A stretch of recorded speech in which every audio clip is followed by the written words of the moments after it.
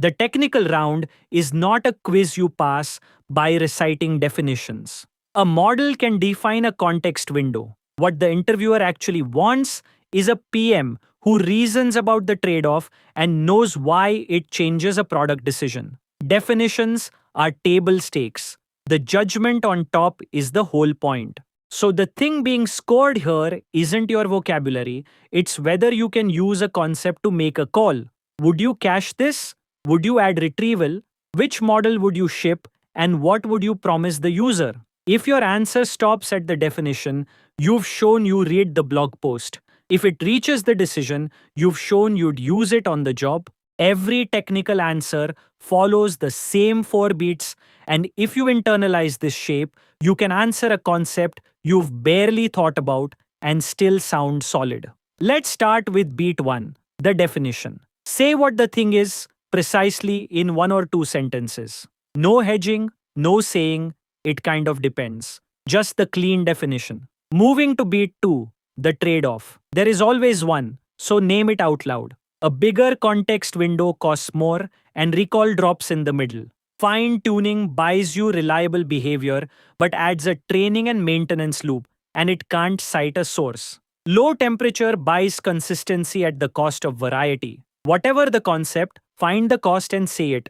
For beat 3, we have the PM implication. Connect it to a decision a product manager actually makes. Which model to ship, what to cache, when to add retrieval instead of stuffing the window, what latency to promise. This is the beat that turns a definition into judgment, and it's the one most candidates forget. Then beat 4 is a concrete example with a number. Ground it. Say 128,000 tokens costs roughly 30 times a 4,000 token prompt, not just that it gets expensive. A number tells the interviewer you've actually handled this, not just read about it. Let me run the 4 beats on a real concept so you can hear the rhythm. Take the question of what happens when you increase an LLM context window size. Definition first. The context window is the maximum number of tokens the model can hold at once. Input plus output combined, it's working memory for one request. Trade-off. A bigger window lets you pass more.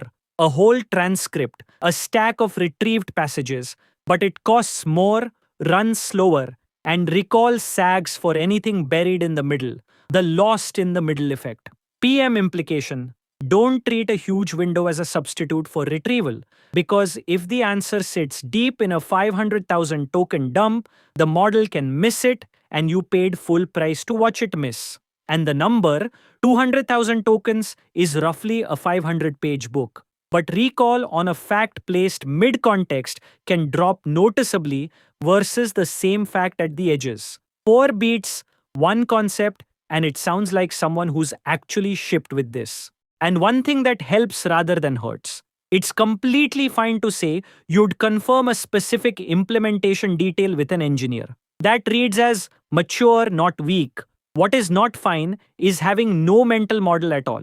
Knowing the shape and the trade-off, then differing on the last mile of implementation is exactly how a good PM operates in real life. The interviewer isn't looking for someone who can hand code the inference server.